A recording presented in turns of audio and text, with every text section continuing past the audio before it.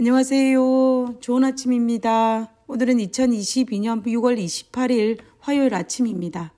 저는 넷박교회를 섬기는 정선옥이라고 합니다. 우리는 이번 주에 시편 23편을 통하여서 우리의 목자 되신 하나님에 대해서 묵상하고 있습니다. 그럼 교과 내용을 살펴보기 전에 먼저 기도드리고 살펴보도록 하겠습니다. 기도하겠습니다. 하늘에 계신 저희들의 아버지 하나님, 우리가 이 세상을 살아갈 때 뜻하지 않은 일이 발생한다 할지라도 언제나 우리와 함께 하신다는 약속의 말씀으로 인하여 감사를 드립니다. 과거에 어려운 일이 있을 때마다 우리와 함께 하셨고 그리고 오늘도 함께 하실 것이며 미래에도 함께 하신다는 그 놀라운 약속으로 인하여 오늘 하루도 힘을 얻고 오늘 하루를 살아갑니다. 아버지, 오늘 이 시간에도 우리와 함께 하시는 하나님의 확실한 약속의 말씀을 깨달아 알 수 있는 저희들 되게 도와주시옵소서. 거룩하신 예수님의 이름으로 기도드렸습니다. 아멘. 감사합니다. 오늘 화요일 소지의 제목은 예상치 못한 우회로 첫 번째 시간으로 골짜기입니다. 우리는 월요일 소지에서 다룬 것은 시편 23편 3절이었습니다.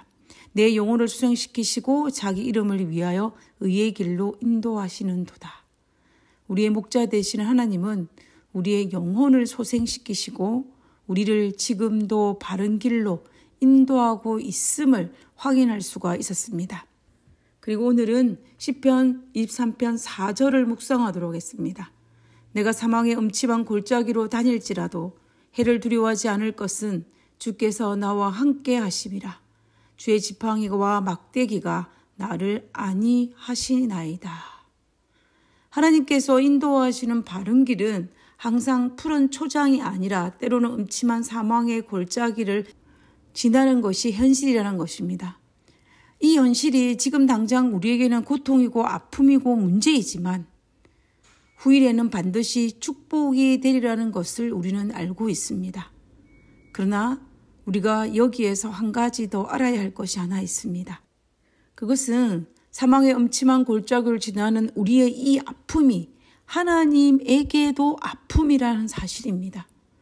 왜냐하면 고통당하는 자녀를 바라보는 부모는 그 고통이 그 아이를 성장시킬 것을 알고 있지만 고통당해 울부짖는 아이를 바라보는 부모의 모습은 어떠합니까? 아마 아이보다 더 큰 아픔을 지금 느끼고 있을 것입니다. 마찬가지로 사망의 음침한 골짜기는 우리에게만 아픔이 아니라 하나님에게도 아픔입니다. 그 아픔을 지나서 하나님께서는 우리를 축복으로 인도하고 있다는 사실을 우리는 깨달아야 할 것입니다. 자녀들이 만약 이 놀라운 사실을 안다면 분명 그 고통은 경감될 것이고 아픔은 훨씬 적어질 것입니다. 마찬가지로 하나님의 자녀인 우리들도 이 놀라운 사실을 이해한다면 우리도 마찬가지로 힘들고 어려운 사망의 음침한 골짜기를 지난다 할지라도 우리는 위로와 희망과 용기를 가지고 담대히 나아갈 수 있을 것입니다. 우리가 하나님께서 인도하시는 바른 길을 걸어가다 보면은 사망의 음침한 골짜기를 지날 때가 있습니다. 때로는 우리 스스로 잘못된 판단에 의해서 우리 스스로가 자초해서 사망의 음침한 골짜기를 지나기도 하고 때로는 우리를 연단하기 위해서 하나님께서 인도하시기도 합니다. 우리 스스로의 잘못된 판단에 의해서 때로는 우리 스스로 자초한 그 사망의 음침한 골짜기는 가능한 경험하지 않아야 되겠지만 그러나 우리가 연단하기 위해서 경험해야 할 사망의 음침한 골짜기는 우리가 경험하고 뛰어넘어야 할 현실입니다. 만약에 하나님께서 우리를 사망의 음침한 길로 인도하셨다면 그것에는 분명한 목적이 있습니다. 그분은 목적 없이 일하시는 분은 절대로 아닙니다.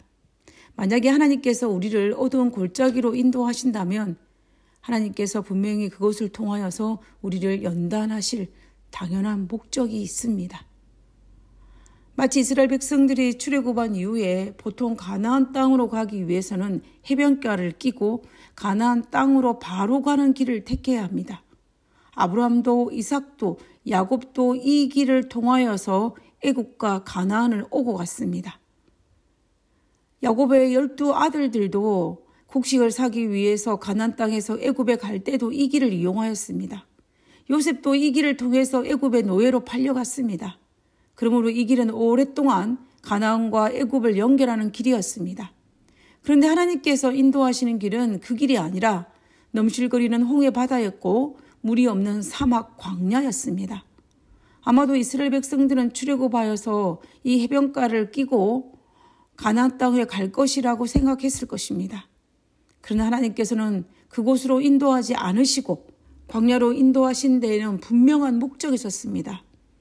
이스라엘 백성들은 하나님의 신민으로서 맺어야 할 언약이 필요했습니다. 그리고 노예 생활하던 모든 습관들을 이제 다 버리고 하늘 시민으로서 배워야 할 하나님을 전적으로 신뢰하고 하나님 백성으로 가져야 할 습관과 마음의 자세를 가질 필요가 있었습니다. 하나님께서는 이스라엘 백성들을 광야로 인도하여 만나 사건과 성소 제도를 통하여서 하나님께서 이스라엘 백성들을 훈련시키셨고 불기둥과 구름기둥을 통하여서 하나님을 의지하게 하셨고 시내산 언약을 통하여서 하늘 시민으로 언약을 맺으셨습니다. 그러므로 하나님께서 해변을 통하여서 가나안으로 인도하지 않으시고 광야로 인도하신 데는 사망의 음침한 골짜기로 인도하신 데는 분명한 목적이 있었음을 우리는 출애굽기 역사를 통하여 알 수가 있습니다. 그런데 이스라엘 백성들은 하나님의 이 깊은 목적을 이해하지 못했기 때문에 해변가로 인도하지 않은 것으로 인하여서 사사건건 자신의 생각대로 판단하여 하나님께 불만과 불평을 쏟아내었습니다. 가슴 아픈 일이지만 말입니다. 그러므로 우리는 출애굽의 역사를 아는 사람으로서 하나님을 믿는다면 우리가 살아가다가 비록 사망의 음침한 골짜기를 지날지라도 하나님의 뜻을 발견하기 위해서 더 열심히 기도하며 하나님께 매달려야 합니다. 혹시 내가 그렇게 하고 싶지 않은 생각이 들 때에라도 우리는 하나님의 능력을 구하며 그렇게 해야만 합니다. 왜냐하면 그렇게 하지 아니하면 우리도 출애굽 1세대처럼 실패할지 모르기 때문입니다. 하나님께서는 우리의 간절함에 응답하셔서 하나님께서 역사하실 것이고 그로 말미암아 우리의 믿음의 눈을 뜨게 하여서 하나님의 약속과 우리와 함께 하시는 하나님을 인하여 위로를 받을 수 있을 것입니다. 그러므로 자연히 우리의 믿음도 자라게 될 것입니다. 그러므로 우리는 두려워할 필요가 없습니다. 우리가 지금 거한 이곳이 분명히 사망이고 광야이고 사망의 음침한 골짜기이기는 하지만 그럼에도 불구하고 온 우주는 그분의 손안에 있기 때문입니다. 그분이 바로 나와 함께 하시기 때문입니다. 어린아이가 폭탄이 쏟아지는 피난길에 엄마 품에서 잠을 자는 모습을 우리는 기억하지 않습니까? 환경이 어떠하든지 누가 나와 함께 하느냐가 중요합니다. 누가 나와 함께 하느냐에 따라서 평안히 잠들 수도 있고 비록 편안한 환경이라 할지라도 이 아이가 홀로 남으며 자기 방이라 할지라도 이 아이는 영락없이 울지 않습니까? 마찬가지입니다. 누가 나와 함께 하느냐가 더 중요하지 환경이 중요한 것이 아닙니다. 엘리자베스 엘리엇은 다음과 같이 말했습니다. 양은 자신이 잘못 인도되어 사망의 음침한 골짜기에 다다랐다고 생각할지도 모른다. 그러나 그런 두려워하지 않을 법을 배우기 위해 어둠 속을 걸어갈 필요가 있다. 목자는 여전히 그와 함께 있다. 우리가 사망의 음침한 골짜기를 지날 때에 하나님의 약속을 믿고 두려워하지 않고 담대히 그 어둠 속을 걸어가게 되면 우리와 함께 하시는 하나님을 발견하게 될 것이고 우리는 우리의 믿음이 자라있음을 발견하게 될 것입니다. 하나님은 우리와 분명히 함께 하십니다. 사망의 음침한 골짜기를 걸어갈 때에 그 일로 말미암아 당당하게 걸어가야 합니다. 누구처럼요? 모세처럼 말입니다. 의의 길을 따라 걸어가는 동안 때때로 예상치 못한 우회를 만날 수는 있지만 사망의 음침한 골짜기를 지날 수도 있지만 그러나 그때에 우리와 함께 하시는 목자가 계심을 잊지 말아야 할 것입니다. 우리는 지금까지 살아오면서 사망의 음침한 골짜기를 어쩌면 수없이 많이 통과해 왔습니다. 우리가 손으로 꼽을 수 있는 것도 있을 것이고 어떤 경우에는 자신도 모르게 지났는데 지나고 보니까 그때가 사망의 음침한 골짜기였구나라고 생각하는 경우도 있습니다.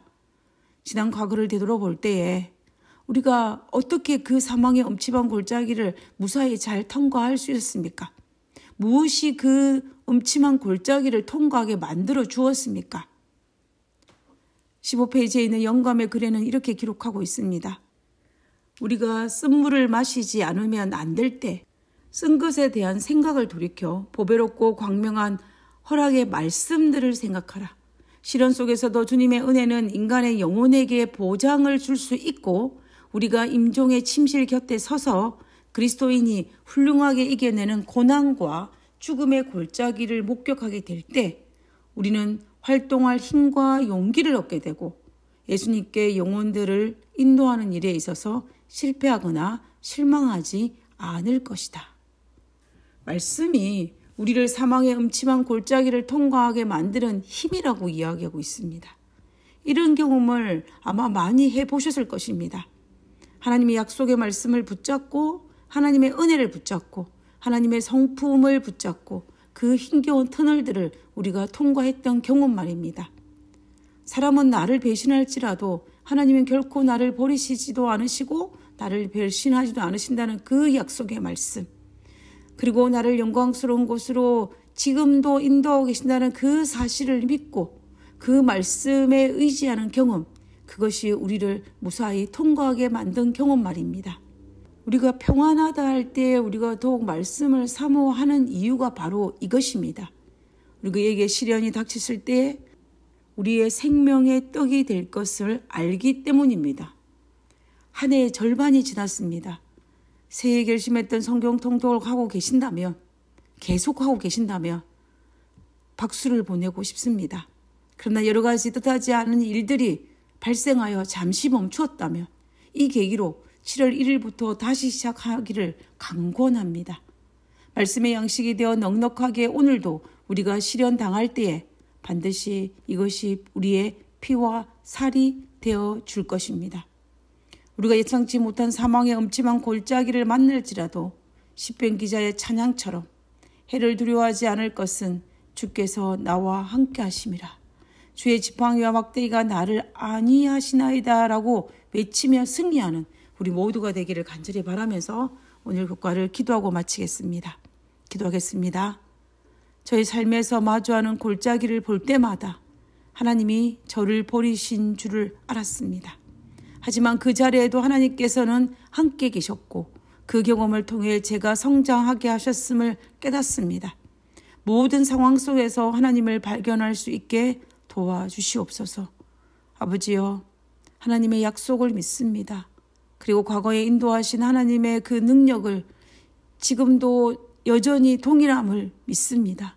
아버지여, 이 믿음이 식지 않게 하시고 과거에 나를 인도하신 그 하나님의 능력으로 말미암아 앞날에 그 어떤 골짜기가 우리 앞에 닥친다 할지라도 담대히 강하게 걸어갈 수 있게 하시고 승리할 수 있도록 도와주시옵소서. 우리와 함께 하심을 감사드리오며 거룩하신 예수님의 이름으로 기도드렸습니다. 아멘. 감사합니다. 좋은 하루 되시고요. 내일 뵙도록 하겠습니다.